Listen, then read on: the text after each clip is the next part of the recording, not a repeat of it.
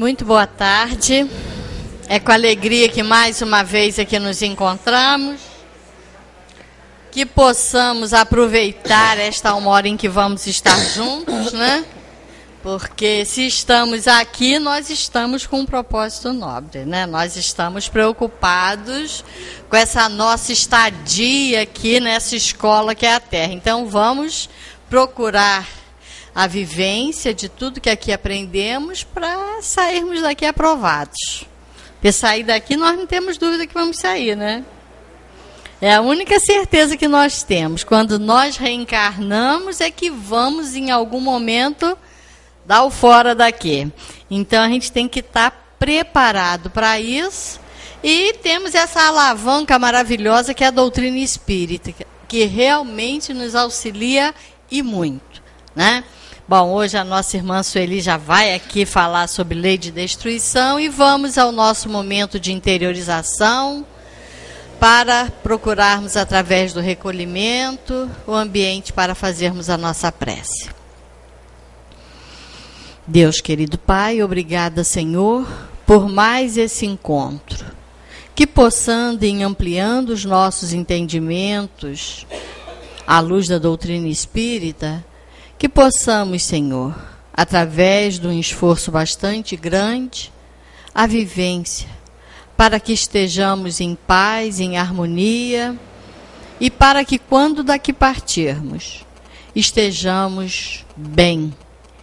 Que não tenhamos galgado nenhum degrau na escala evolutiva, mas pelo menos estejamos um pouco melhor.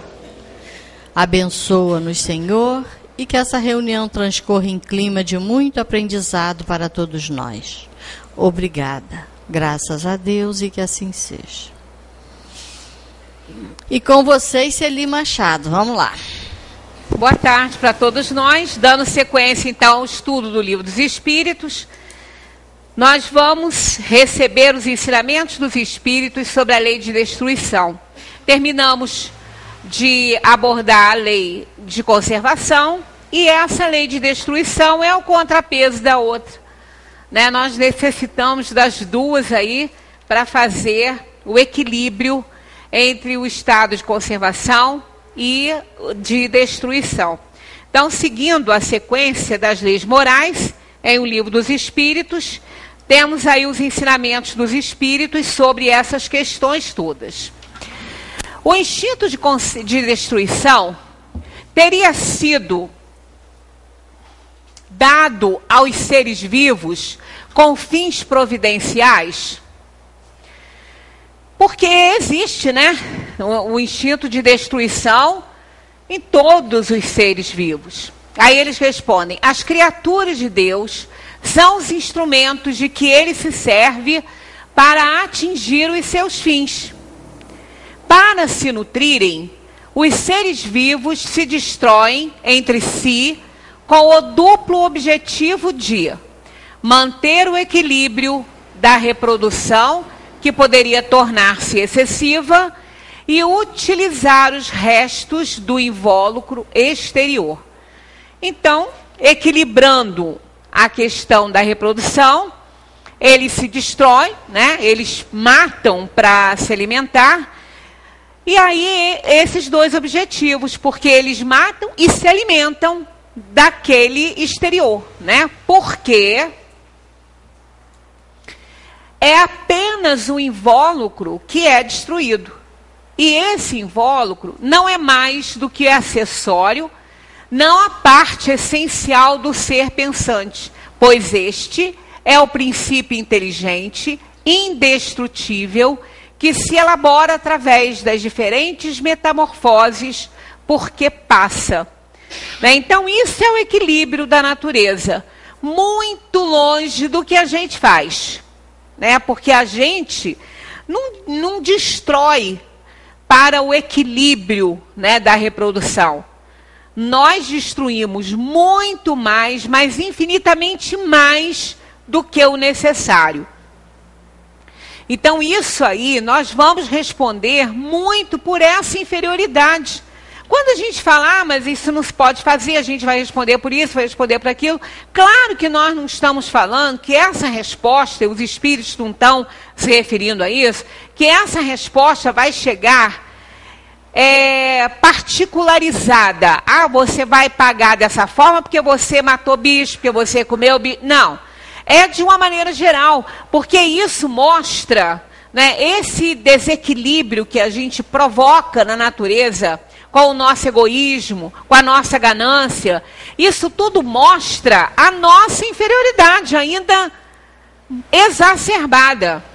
Então, nós vamos responder por essa inferioridade muito grande, que não precisaria mais de estar existindo no nosso nível de evolução, porque sabemos que isso é errado. Nós já temos a consciência disso, nós estamos num nível de evolução que já consegue compreender isso. Então a gente permanece nesse erro, a gente faz sabendo que está errado. Né? Nós desequilibramos toda a natureza quando desmatamos demais, quando fazemos procriações indevidas e excesso, né? Porque aí esse equilíbrio natural deixa de existir. E isso provoca uma série de problemas no ecossistema que vai atrapalhando o desenvolvimento da natureza no planeta. E nós somos os principais prejudicados nisso tudo. Mas a ganância, os interesses próprios são tão grandes que a gente não consegue enxergar isso. Né? A gente não consegue perceber isso. Vimos na lei de conservação que o problema não é se alimentar da carne animal, do produto animal. Eles colocam, inclusive, que a carne nutre a carne. O problema são os excessos que acontecem, que são prejudiciais a todo o sistema. Não só o sistema orgânico dos seres humanos, quanto o ecossistema do planeta, que está de um tal jeito que está difícil a sobrevivência. Em locais secos demais, as pessoas estão morrendo sem água, em outros as pessoas estão morrendo com excesso d'água. Né? Que não tem, as pessoas não têm sossego. Né? Então, no nosso ambiente, então, que é muito grande, né? Porque nós temos, nossa dimensão não é de país, né? Nossa dimensão é de continente. E nós temos o clima muito variado. E agora a gente vê, não tem mais muito isso.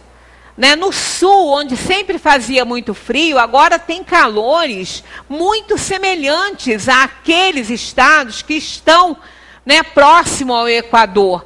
Então, um desequilíbrio da natureza. A gente não tem mais as 4 estações do ano definidas. A gente não tem mais isso. Está uma entrando pela outra. Né? E nós vemos, às vezes, frio grande no meio do verão, né? Como vemos calor intenso no meio do inverno. Então, a gente não tem mais equilíbrio nenhum e nós estamos com o clima do planeta completamente desequilibrado por conta da investida humana, por conta da ganância humana, dos interesses próprios, né?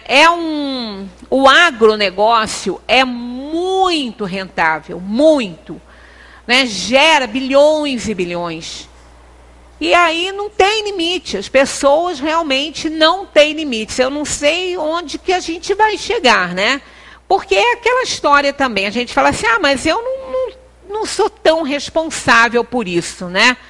Não estou criando, não estou prejudicando, mas está comprando, mas está ingerindo.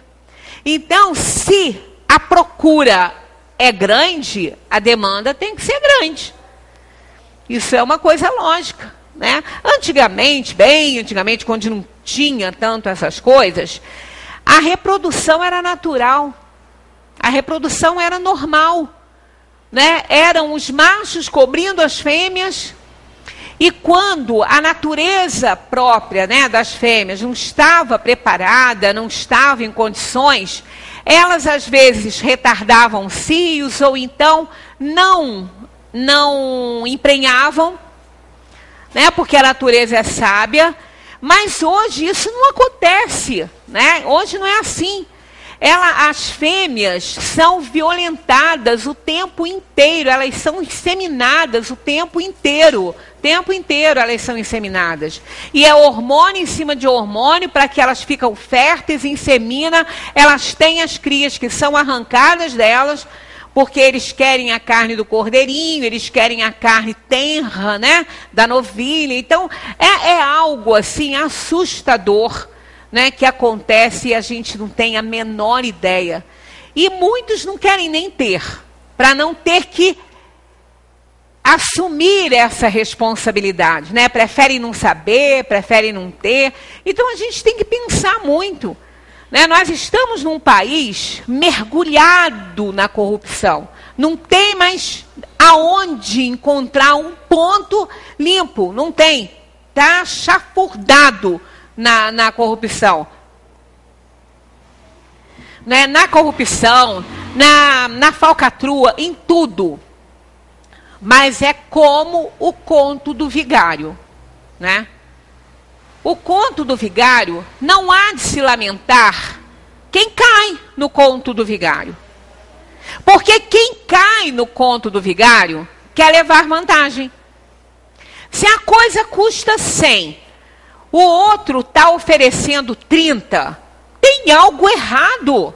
Será que a pessoa não está vendo isso? Então há que se lamentar que caiu no conto do vigário, vai comprar bilhete premiado. Então, as pessoas que caem nessas situações são pessoas que aceitam muito bem as falcatruas e a corrupção. Né? Então é aquela história. Eu posso não estar fazendo, mas eu posso estar me aproveitando da situação e tirando vantagem disso. E com isso, cada um de nós assume responsabilidade. Não vai responder exclusivamente, particularmente por determinada coisa, mas vai responder pelo nível de inferioridade que ainda se encontra num plano de avanço tecnológico excelente, muito superior à moralidade, porque o avanço do conhecimento, da intelectualidade, não depende da moralidade. Então, quanto mais nós temos conhecimentos, quanto mais inteligente a gente for, mais condições de desenvolver a moralidade a gente tem. Porque é o intelectual que puxa o moral. Eu preciso conhecer para poder escolher. Então, nós todos temos parcela de responsabilidade. Não é culpa. Culpa eu já tirei do meu vocabulário porque reconheci que não é isso. Né? E por conta de uma orientação, de uma conversa que tive com uma pessoa que frequentava aqui bem no início, quando eu comecei a fazer palestra, eu contei uma historinha que envolvia uma questão de culpa, porque eu vendi o peixe conforme eu encontrei, isso é um erro, a gente não pode fazer isso, a gente tem que analisar. Mas como eu estava começando, eu estava muito inexperiente nisso aí, passei a historinha do jeito que recebi, e ele, muito inteligente, um professor, depois ele veio conversar comigo, ele falou, eu queria entender melhor essa questão de culpa. Aí eu argumentei e ele falou assim, mas não é culpa, porque se ele tinha que morrer, a culpa não é do outro que não socorreu. Ele teve uma parcela, então, de responsabilidade pela forma como aconteceu. Mas se ele morreu porque estava na hora, né? Eu falei, analisando, ficamos aqui não várias horas, não, mas vários minutos conversando, e eu entendi perfeitamente, eu agradeci imensamente a ele de ter esclarecido isso para mim. Então, não é que a gente tenha a culpa. Nós vamos assumir a responsabilidade, a parcela de responsabilidade que nos couber por conta da nossa evolução, né, de acordo com a evolução que a gente já alcançou. Então, é importante a gente perceber, né, tudo de ruim que está acontecendo aí, né, toda essa sujidade, né, que está acontecendo não só aqui, mas no mundo todo. Então, a gente tem que ver, não é só ficar criticando o lado de lá, ver qual é a minha parcela de responsabilidade nisso.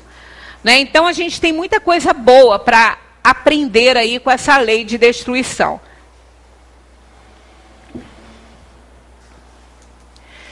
Se a destruição é necessária para a regeneração dos seres, por que a natureza os cerca de meios de preservação e conservação?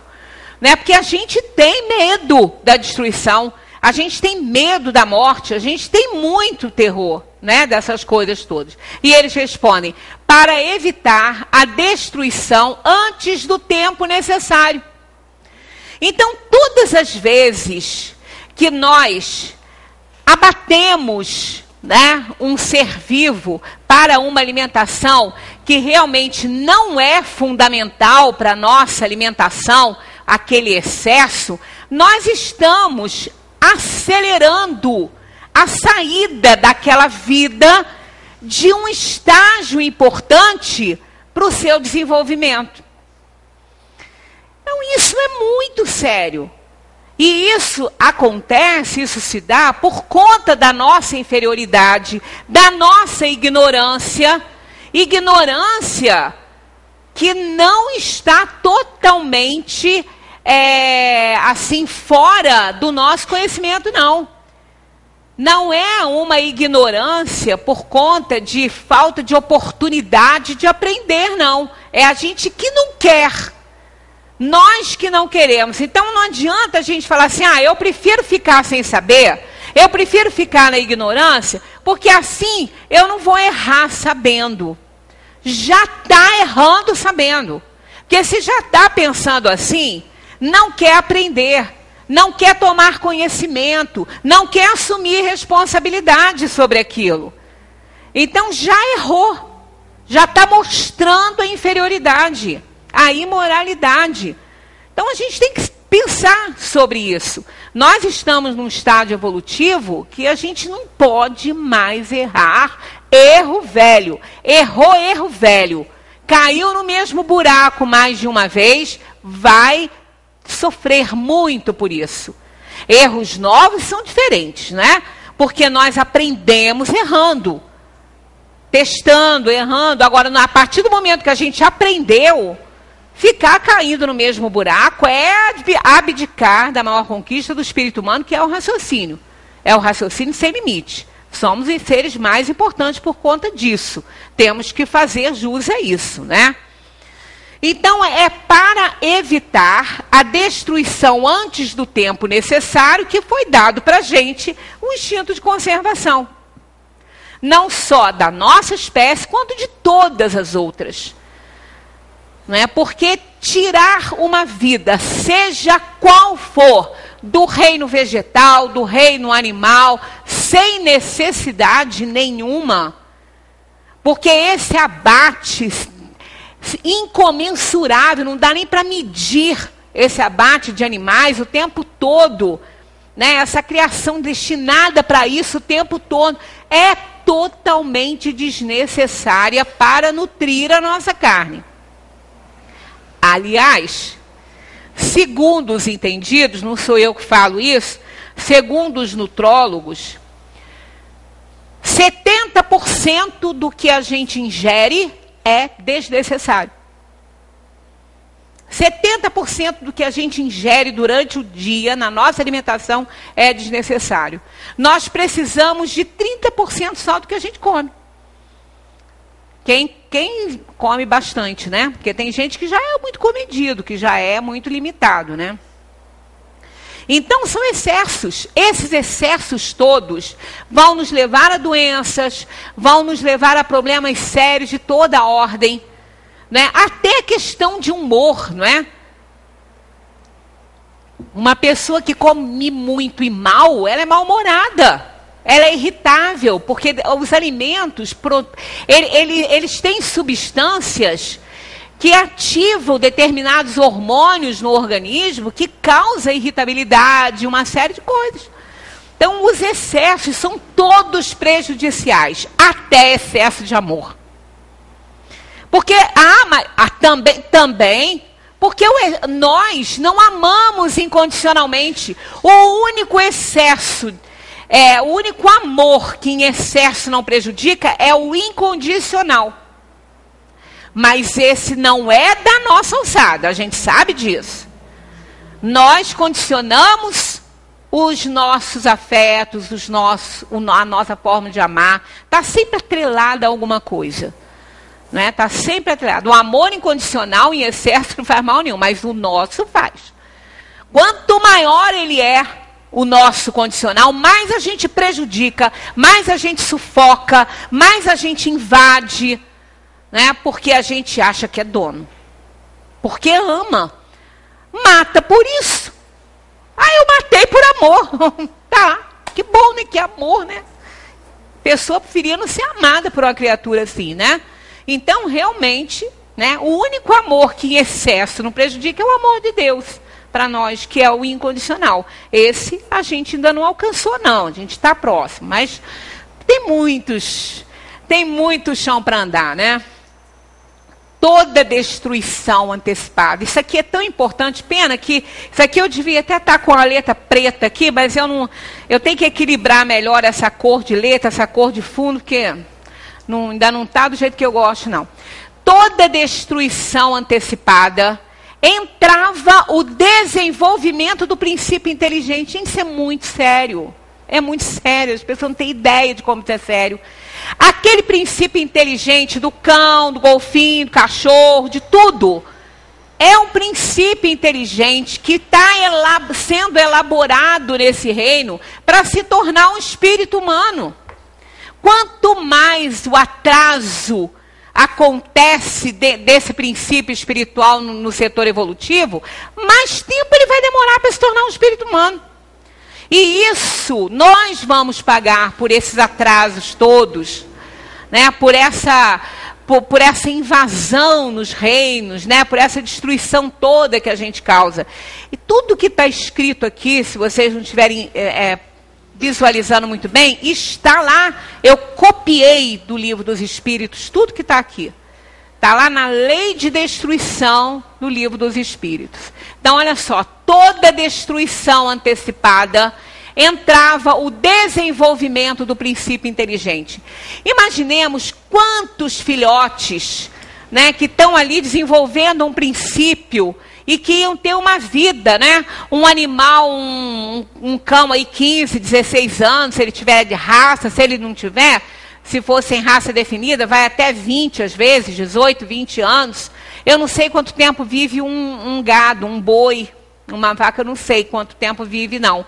Mas olha, eles são mortos cedo, as novilhas, aquilo tudo é corte da evolução do princípio espiritual. Aí a gente imagina a quantidade disso, A gente imagina nesses abatedouros quantos princípios inteligentes ali estão sendo impedidos de fazer a sua evolução.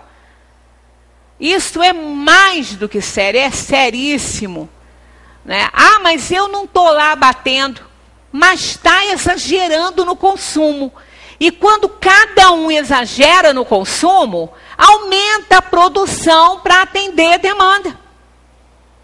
Isso é óbvio, isso aí é normal, isso é lógico, não tem o que discutir sobre isso. E não importa não, pode aumentar, vai pagar. Não tem, aquela história de que eu compro outra coisa. Eu compro o franguinho, mas o franguinho também. Ele também está morrendo, acha. As granjas imensas, com aquele monte de frango abatido antes da hora, tomando hormônio para crescer bastante, para ficar bem gordo, cheio de hormônio para prejudicar a saúde da gente. Ninguém liga. As pessoas não querem morrer rápido mesmo, porque isso é morte a longo prazo, Então, tá bom, Tá bom. Mas a gente tem que analisar, Nós somos, para esse reino, Deus. Nós somos deuses para esse reino, porque nós somos muito superior a eles. Nós estamos para eles como Deus está para nós. A distância, Nós estamos no meio do caminho. Então, é muito sério o que a gente está fazendo, Foi por isso que Deus deu a cada ser a necessidade de viver e de se reproduzir. O instinto de conservação é tão forte num animal desse na hora do abate, que ele pula aquela cerca, ele se quebra porque ele quer fazer a volta. É terrível, é uma cena de horror. Quem nunca viu não imagina. Procurem ver, é bom assistir, né? É bom. Ah, não quero, tem que ver, tem que ver de onde que vem o que você está ingerindo. A pessoa tem que saber, não é? Eu, pelo menos, gosto de saber. Eu sou uma das poucas pessoas que não gosta muito de restaurante, não, sabe? Eu gosto de saber o que eu estou comendo, como é que foi feito. Eu sou chata assim mesmo. E comida de verdade, não é aquela que vem com aqueles temperinhos prontinhos, que é só tirar do vidrinho e jogar lá dentro, né? Hoje em dia não se faz mais arroz com alho e cebola. É meu arroz, é não sei o que lá, glutamato monossódico, depois não sabe por que está lá com Alzheimer, a torta direito, esclerose múltipla. Não estou falando que é disso, não, mas alguma coisa tem que ter a ver. Porque quando nós, né, a minha geração que está aqui, né, da minha idade, era criança, não se ouvia nem falar dessas coisas. Ouvia falar em esclerosado, o vovô está esclerosado, está esquecido. Era isso. E não era Alzheimer, não, era esclerose mesmo. Envelhecimento mesmo das artérias. Não era o que tem hoje, não. As pessoas tinham longevidade. A minha família toda morreu com mais de 90. Né? Os que já passaram aí. Então, realmente, hoje em dia, a gente é o que come, a gente é o que digere e a gente é o que elimina. Então, nós estamos nos destruindo com essa falta de vontade, né, de se esforçar para fazer algo bom. E a gente não tem, a gente sabe, mas a gente não liga. O alimento é o combustível do corpo. Põe uma gasolina de má qualidade no seu carro e vai viajar. Faz isso. Bota em qualquer posto e vai. Vai chegar? Vai chegar no além se bobear, né? Então, a gente é a nossa gasolina. Vamos ver o que a gente está ingerindo, o que a gente está comendo, né? Porque aquilo ali vai se transformar no que a gente precisa para estar vivo, né? Para continuar produzindo princípio vital, para absorver princípio vital. Então, tem que pensar, a gente tem que analisar, não é ficar se entregando, né? A modernidade é ótima, eu sou moderna, eu gosto de tudo que é moderno, mas vamos pensar aí se não estiver prejudicando, não é, a nossa saúde. Hoje, por que as pessoas precisam, né? A academia. Quando eu era criança, não existia nem isso. A gente nem ouvia falar nisso, né? Porque as pessoas se movimentavam normalmente, porque tinham até que levantar para desligar uma TV, né? Porque hoje não precisa, hoje é botãozinho para cá, botãozinho para lá. Tem até aquela caixinha que fica assim do lado, com todos os... né? Para ligar uma televisão hoje é um problema sério, porque são 3, 4 controles, né? Eu ainda sou do tempo antigo, que eu tenho dificuldade para essas coisas. Então, realmente, nós temos que pensar muito nessa frase aqui. Eu vou refazer esse quadro aqui, colocando isso aqui em destaque. Toda destruição antecipada entrava o desenvolvimento do princípio inteligente. Isso de todos os reinos da natureza, né? Não é só do hominal, não. Desde que a morte deve conduzir-nos a uma vida melhor e que nos livra dos males deste mundo, sendo mais de se desejar do que de se temer, porque o homem tem por ela um horror instintivo que a torna motivo de apreensão. Porque realmente, esse é o grande temor nosso. Paulo de Tarso, ele sempre, nas suas colocações, nas suas cartas, ele se referia à morte como o último inimigo a vencer. O grande inimigo a vencer. Mas por quê? Porque realmente, quando a gente consegue vencer esse inimigo, nós estamos tão sábios, nós estamos tão compreensivos da vida, que ela não nos causa mais temor.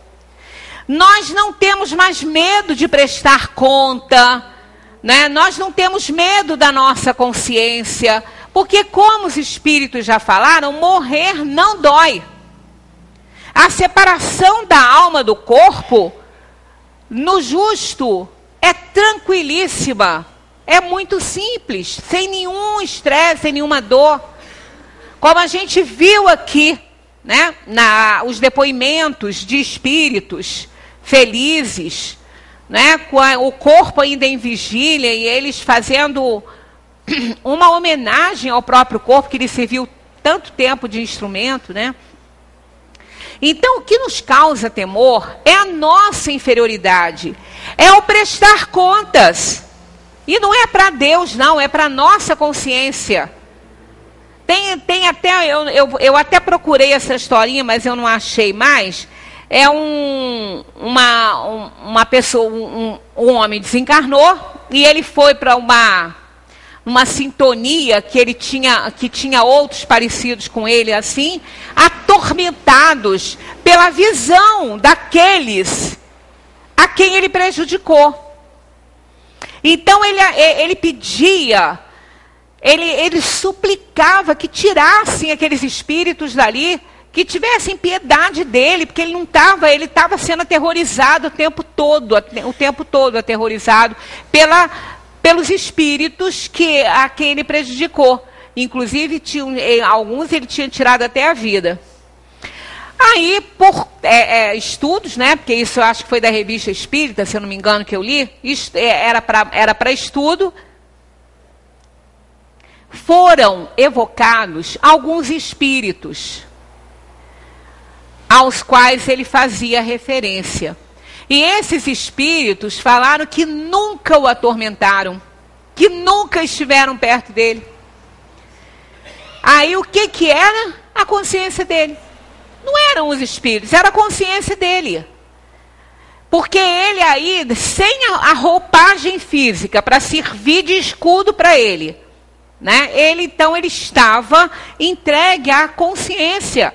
Porque ele não tinha mais o corpo, ele estava com a energia entregue à própria consciência, que é atributo da alma. Então ele aí começou aquela coisa toda a atormentar ele, porque ele sabia o que ele tinha feito. Ele tinha consciência do erro dele. E aconteceu, tem um filme que eu já fiz referência aqui, que acontece umas experiências com uns espíritos, com uns médicos, que queriam saber o que acontecia no momento da morte, com essas experiências. Então, eles levavam a pessoa a uma parada cardíaca e depois outro grupo de médicos ficava ali dando um tempo para trazê-los de volta, né? Qual é esse filme? Você sabe? Eu também, tem muito tempo que eu não vejo. Linha Mortal. Linha Mortal, com uns médicos. O filme é assim antigo, não é muito bom de se ver, mas é interessantíssimo. Quem puder, procura Netflix, Telecine, deve ter. Essa experiência. Então, quando eles iam, que eles ficavam, né, com o cérebro parado, que eles partiam, depois eles mostravam, né, falavam sobre a experiência. Inclusive, uma delas, a Julia Roberts, ela encontra com o pai dela, que tinha desencarnado. Ela encontra com o pai. E um deles era atormentado por uma menina que ele prejudicou na escola. Ele era atormentado por aquela menina. Ele fazia bullying com ela, uma menina negra, e ele diminuía a garota, ele maltratava muito a menina. E quando ele ficou, então, sem o corpo, né, sem o corpo físico ali, naquele estado clinicamente morto, ele era atormentado por essa menina. O outro era atormentado por um garoto, que também ele prejudicou muito. Ele jogou uma pedra, o menino caiu da árvore e morreu. Foi uma coisa esquisita, aí acho que ainda caiu em cima de um cachorro e acho que, não sei se aleijou o cachorro, Tem muito tempo que eu vi. Então, quando eles ficaram clinicamente mortos, eles eram atormentados por isso. Quando ele voltou, ele foi procurar essa menina. Essa moça, ela estava casada, muito bem casada, nem lembrava, tanto que ela olhou para ele, ela não lembrava dele, e ele se identificou, e ainda assim, com muito custo, depois ela lembrou. Porque eram muito novos, a escola, né? Eles eram muito novos. Aí ele lembrou, e ele foi pedir perdão a ela. Porque ele precisava do perdão dela. E o outro menino, ele não conseguiu, porque eu acho que esse outro menino já havia morrido também. Eu vou rever, eu vou procurar. Esse filme é muito interessante. Eu tinha até ele gravado, se eu conseguir, eu vou comprar. É muito bom. Então, olha só. A gente não vai precisar de ninguém aparecer para a gente, de ninguém atormentar. É a nossa consciência que vai nos atormentar. É para ela que a gente vai prestar conta. Então vamos ter cuidado, porque ela não se separa da gente, não tem como. Então não tem como a gente se livrar disso. É por isso que a dor moral, ela não tem remédio. O remédio é a gente resgatar isso. Né? Ele conseguiu em vida com a moça pedindo perdão a ela. E ela falou que não lembrava mais disso e tudo. E que se isso fazia bem a ele, que ela perdoava. Tanto que ela não se magoou, porque ela nem lembrava. Aquilo não atormentou a vida dela. Né? Então a gente vê que o temor que a gente tem da morte é de enfrentar os nossos erros, as nossas imoralidades, as nossas inferioridades. É isso que nos atormenta. É exatamente isso.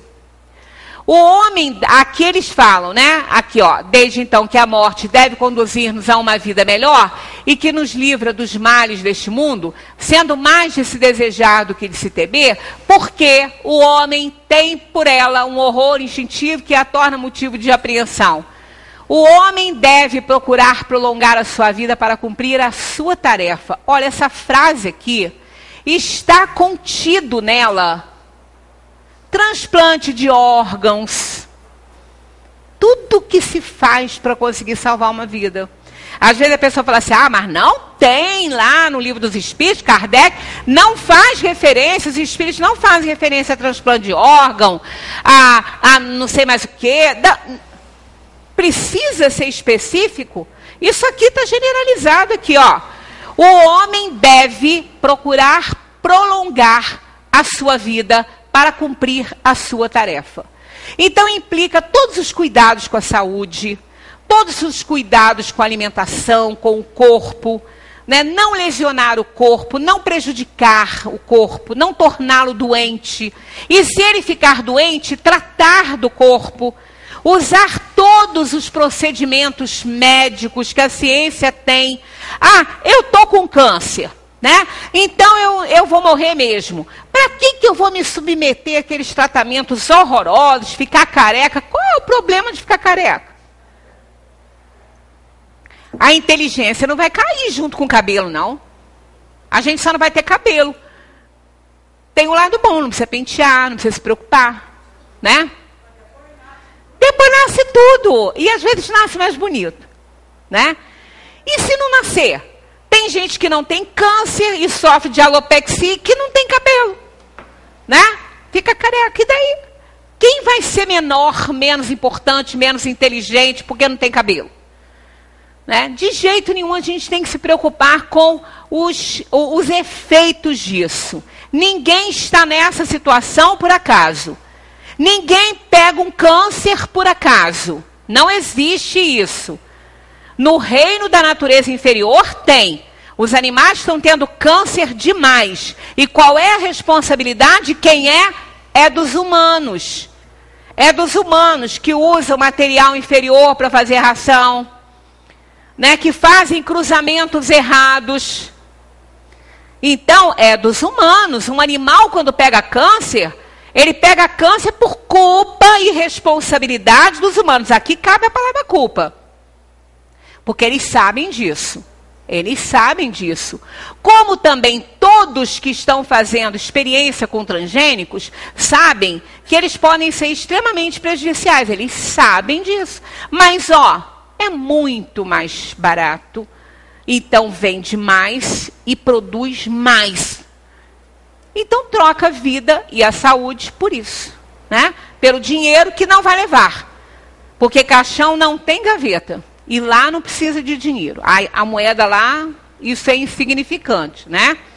Não presta para nada. Então, isso aqui, o homem deve procurar prolongar a sua vida para cumprir a sua tarefa. Entenda-se por tarefa toda e qualquer circunstância capaz de melhorar o homem. Uma pessoa no estado terminal, nos seus últimos momentos de vida, pode operar em si transformações morais e íntimas que não conseguiu fazer durante uma vida, às vezes de 80 anos. Não compreendeu. E nos últimos minutos pode compreender. Porque naquela fase terminal, e quem fez esses estudos constatou isso, né? A Elizabeth Kubler-Ross se dedicou muito a isso. Os livros dela são voltados, ela se dedicou a esses pacientes em estado terminal, que ela queria saber o que pensava, o que se passava na cabeça deles. Quando a gente está com uma doença grave, para morrer, está muito mal, ninguém vai ficar se preocupando quantos carros teve, se tem casa bonita, se tem isso, se tem aquilo. Não. Quantos amores tem?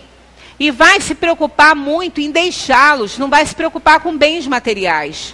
Né? Quanto viveu, não vai nem se preocupar com as viagens que fez, nem lembrar disso, mas sim quanto tempo passou perto da família, quanto tempo se dedicou ao seu amor, né, aos seus amores. Então isso é que é importante nesse momento.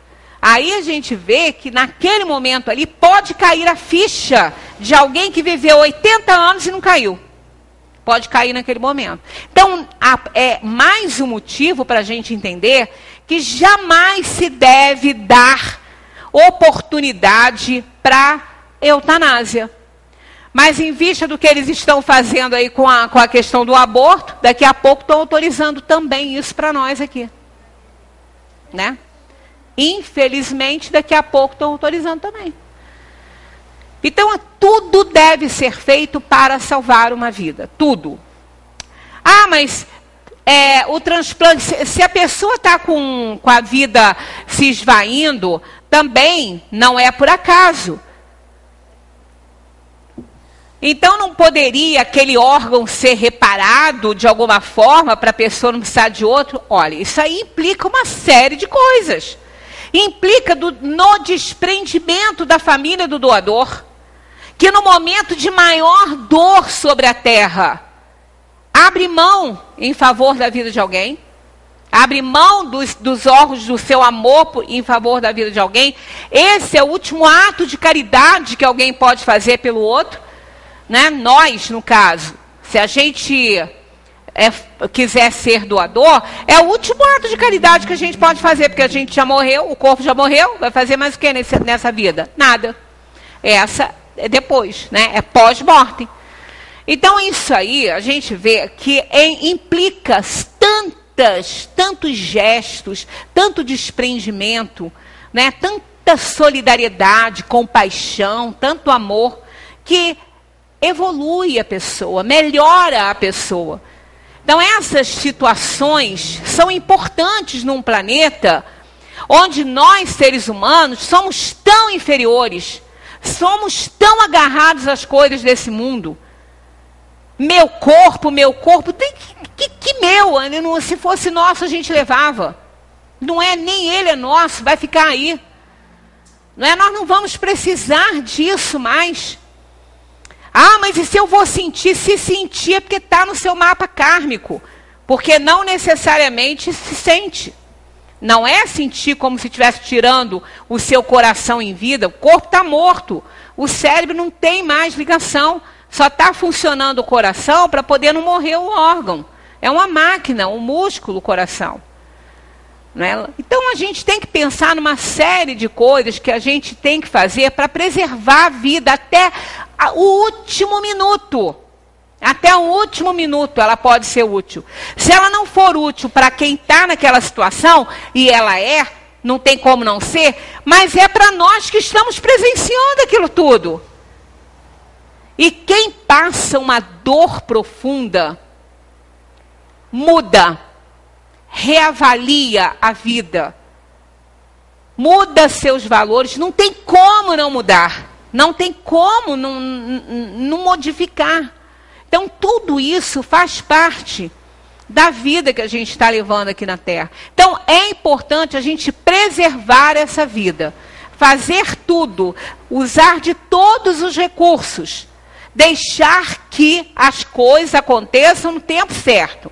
Apressar nunca, em momento nenhum. Então, quem estiver doente, faça seu tratamento, vai procurar recurso médico, vai até o fim. Não tenham medo da dor e do sofrimento, não, porque só vai passar o que tiver que passar. E o que tiver que passar, vai passar de uma forma ou de outra. Vai passar. Né? Antecipando ou não. Se for antes, numa eutanásia, vai ficar sofrendo até dar o tempo. Porque o que é para mim não vai para ninguém. Porque eu estou resgatando. É um efeito que eu provoquei de uma ação ruim.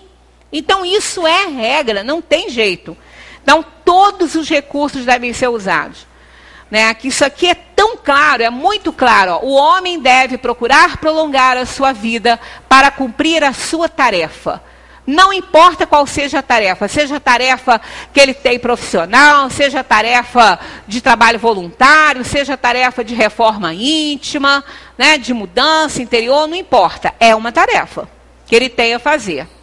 Deus lhe deu o instinto de conservação e esse instinto o sustenta nas suas provas. Sem isso, muito frequentemente, ele se entregaria ao desânimo. A voz secreta que o faz repelir a morte lhe diz que ainda pode fazer alguma coisa pelo seu adiantamento. A prova desse instinto tão forte na gente, né, nós já tivemos oportunidades de ter tido contato com pessoas da área médica, né, que trabalham como médicos e conhecem muito bem isso. Tivemos um amigo médico que teve problemas e ele sabia. Mas a esperança dele de ficar bom foi até ele ficar inconsciente. E ele, assim, racionalmente ele sabia que ele não ia ficar. Porque ele conhecia o problema. Mas sentimentalmente a esperança, o desejo, o instinto de conservação é tão forte na gente que ele esperava ficar bom. E ele nunca foi desincentivado nesse pensamento, de forma nenhuma, até que que ficou inconsciente por causa do problema que tinha. Mas até o final falava para mim, eu tenho chance de me curar, não tenho? Eu falei, tem, todos nós temos. Né? Aquela frase, para Deus nada é impossível, é verdadeira. A gente não sabe o que está para nós, qual é o que Deus tem de plano para nós, qual é a lição que Ele quer dar para nós e para os outros, nos utilizando como instrumento, a gente não sabe. Não é? Nós tivemos esse acidente aí desse avião com esse time de futebol, analisando o estado daquela aeronave. O técnico falou, não aquele que estava na aeronave, não, outro, que ele vendo aquilo ali, ele diria que ninguém sairia vivo dali. E, no entanto, esse técnico, eles prepararam lá um aparato médico incrível para recebê-lo, e ele chegou lá com um machucadinho no rosto, sem grandes problemas, que nem precisou de nada daquilo, né? E outros estavam lá e sofreram bastante, estão ainda em estado grave, mas estão vivos. Né? Então, Deus tem planos para nós que a gente não entende. Aquele que, por último, se emocionou muito, eu até esqueci o nome dele, ele não era jogador, não. Acho que ele era da equipe de jornalistas e tudo, né? Ele, muito emocionado, ele falou que aquilo ali vai com certeza mudar muito a vida dele. Né? Eu já trouxe aqui também para vocês um depoimento do Rick Elias, que foi um sobrevivente daquele avião que teve que pousar no Rio Hudson. Isso não tem tanto tempo, não. Depois ele saiu fazendo palestras por todos os lugares, que ninguém morreu naquele acidente, ninguém. Todo mundo sobreviveu. Então, são coisas que acontecem na vida da gente, que existe um propósito para isso. Né? E Deus tem um propósito para que a gente esteja exposto a uma situação dessas. Então, todas as pessoas têm que aprender muito. Aquilo que aconteceu lá tem que servir de lição para a gente. Né? Há pouco tempo falamos sobre essa questão da morte, que a morte é um xiste, né? Que a morte é uma piada, e realmente eles saíram comemorando, felizes, muito felizes com o sucesso, né? Para alcançar um sucesso também com a outra competição, e, no entanto, voltaram, né, para o ambiente deles de uma forma totalmente diferente, né? Então, são coisas que Deus tem planos que nós conhecemos, porque nós aceitamos esses planos, nós fizemos escolha de provas, mas não está no nosso nível de consciência, porque, sabiamente, Deus colocou a bênção do esquecimento para a gente poder não se aterrorizar, né, e não viver sofrendo. Então, por isso que a gente fala, o amanhã a Deus pertence, realmente o amanhã a Deus pertence. Né? Por isso que a gente tem que viver o hoje, né, da melhor maneira que a gente pode. Porque tudo pode acabar de um segundo para o outro. Né? E ali, ainda por cima, com uma justificativa triste, né, de um erro terrível, né? Sem necessidade nenhuma, que colocou em risco também a vida de quem tomou essa decisão, que é o próprio piloto. Né? Então, são coisas que a gente fica imaginando. Por quê? Porque o combustível era caro, porque eles estavam com problemas, então ele arriscou e serviu de instrumento, porque não foi por isso que eles morreram porque estava na hora. Quem não tinha que morrer, não morreu, e quem não tinha que passar por aquilo, não embarcou. Então, a coisa tinha que acontecer. Foi usado como instrumento a inferioridade e imoralidade de uma pessoa. E é isso que a gente tem que ter cuidado. E essa deve ser uma preocupação constante na nossa vida. Que a gente não sirva de instrumento para que as leis de Deus se cumpram dessa forma no mundo, que causa tanta dor e sofrimento, e é o que acontece muitas vezes, né? Então, voltando aqui ainda um pouquinho, a voz secreta que o faz repelir a morte lhe diz que ainda pode fazer alguma coisa pelo seu adiantamento. É isso que nos sustenta na vida. É aquela vozinha secreta. Mas ainda posso fazer muita coisa. Né? E é verdade, pode sim. Até o último minuto de vida, inconsciente, aquela pessoa que está numa cama vegetando há 10 anos, que não tem a menor sinal de vida, está lá num coma, está dando lições valiosas para cada um de nós. Está lá o Schumacher naquela condição, vai dizer que a gente não aprende com aquela condição dele ali? Claro que sim. Aprende com a vida que levou, com a situação que o levou aqui ao jeito que ele se encontra e com a forma de vida que ele está agora. Né? É uma lição valiosíssima para todos nós que estamos nessa jornada aqui da Terra e que a gente tenha ouvidos de ouvir e olhos de ver essa situação aí. Tem aqui uma frase de Stephen Hawking que eu amo. Aliás, eu sou apaixonada por ele, né? Ele tem uma fã e tanto aqui. Não só pela inteligência daquele homem, quanto pela força, pela vida, né? Que no corpo físico a gente não vê, né? Mas que a vida salta dos olhos daquele homem, da inteligência dele, né? Que é maravilhoso. Então ele diz assim: não importa quanto a vida possa ser ruim, sempre existe algo que você pode fazer e triunfar. Enquanto a vida, há esperança. Aquela pessoa que não mexe um músculo. Né? Então é uma alma maravilhosa. E ateu, é bom lembrar. Quando um perigo o ameaça, ele o adverte de que deve aproveitar o tempo que Deus lhe concede, mas o ingrato rende geralmente graças à sua estrela em lugar do Criador. Isso nós não vimos acontecer, né? Nós não vimos acontecer isso. Agradecer a sorte nisso. Todos agradeceram muito a Deus. Todos ficaram extremamente gratos de estarem, os que se salvaram, né? De estarem vivos. O goleiro perdeu a perna, né?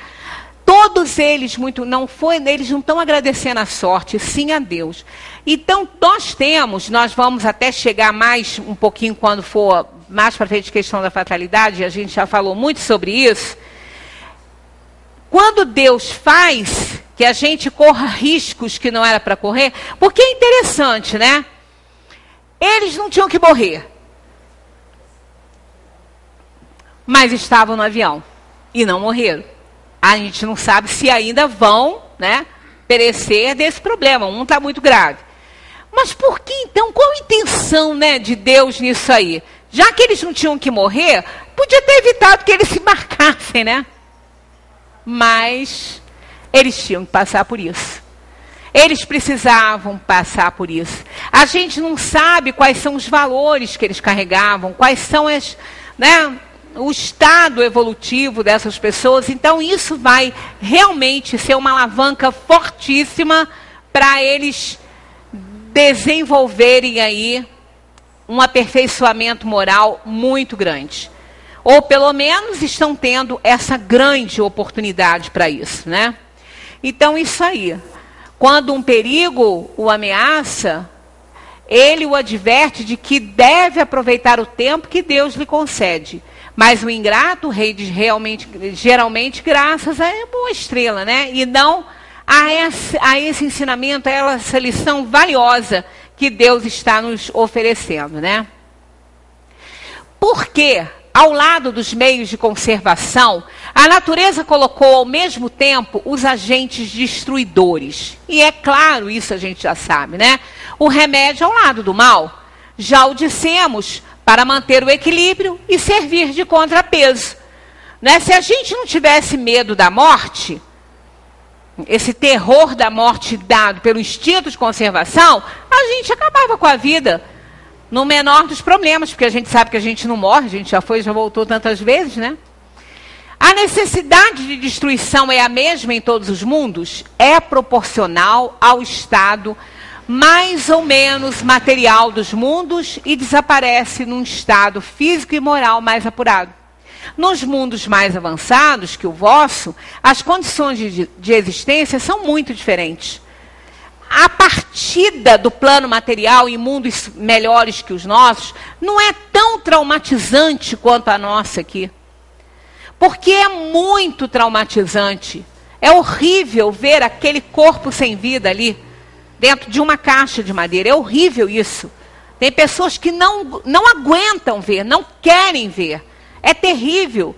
E isso no nosso nível de evolução ainda é necessário. Porque o nosso corpo é denso, é pesado, é material. Não tem como. Nos mundos mais avançados, não é assim. Os corpos não são assim. Não tem esse corpo denso, com essa necessidade ainda de alimentos tão pesados, quanto ainda nós precisamos na nossa vida. Então, a gente tem que fazer de tudo para a gente, quando cair fora desse mundo aqui, não ter que voltar para ele, né? Se voltar para ele, voltar para um mundo para ele já bem melhorzinho. Na 733 está aqui: a necessidade de destruição existirá sempre entre os homens na terra? E eles dizem: a necessidade de destruição diminui entre os homens na medida em que o espírito supera a matéria. Então isso é que está. Então, quando nós não precisarmos dessa coisa toda aqui, né, tivermos mais espiritualizados, não vamos ter necessidade de perder as coisas, né? A gente falou nesse estado de conservação. O Espiritismo não quer que a gente seja ninguém assim como Diógenes, não, né? que tinha, o filósofo lá que tinha só uma canequinha e depois ele jogou fora quando ele viu que ele podia beber só na mão. Não é isso. Isso é um exagero. E vamos pensar que o nosso amiguinho não era desprendido de nada, não. Pelo contrário. Ele era tão apegado às coisas que ele preferia não ter nada para não ter que perder. Esse é o estudo que fazem de Diógenes. Não é porque ele era bonzinho, não. Né? Ele não queria ter que se aborrecer com nada. Não é isso? É por isso que ao horror da destruição vedes seguir-se o desenvolvimento intelectual e moral. Tudo que a gente passa, tudo que nos causa mal, tudo que causa destruição, sempre se renova de uma maneira mais bonita, de uma maneira melhor. Né? O maior exemplo disso está lá o Japão, que foi destruído, né, pela bomba, e, no entanto, olha a potência daquela ilha. Imaginemos, né, o nosso território continental aqui, com aquela capacidade, com aquele desenvolvimento moral, intelectual, né, ninguém seguraria, né, o nosso Brasil. Então, para a semana que vem, nós vamos entrar nos flagelos destruidores e a gente comenta essa 734, que é um finalzinho, né, que é extremamente importante, por isso que eu não vou correr, porque está aqui, ó, a explicação por tudo isso que a gente fala, né? Nós vamos assumir responsabilidade por tudo, por conta de quê? Não de particularidades, mas por causa disso aqui, ó. Predominância da bestialidade sobre a natureza espiritual. Toda destruição que ultrapassa os limites da necessidade é uma violação da lei de Deus. Isso aqui a gente ainda retoma na semana que vem, né, para a gente entrar em flagelos destruidores, que é importante. E esse quadrinho aqui também, né, sobre essa questão dos povos também, ainda tem algumas coisinhas para ver, que não vai dar para hoje, muita paz para todos, que nós continuemos a estudar a doutrina espírita. Porque não há, assim, não vamos dizer que somos melhores do que ninguém, que temos o melhor que ninguém, não. Mas que ela é um atalho, é. Isso não se discute, não é melhor, mas que é um caminho curto. Porque mostra direitinho a situação da pessoa quando ela faz escolhas deselegantes. Muita paz para todos.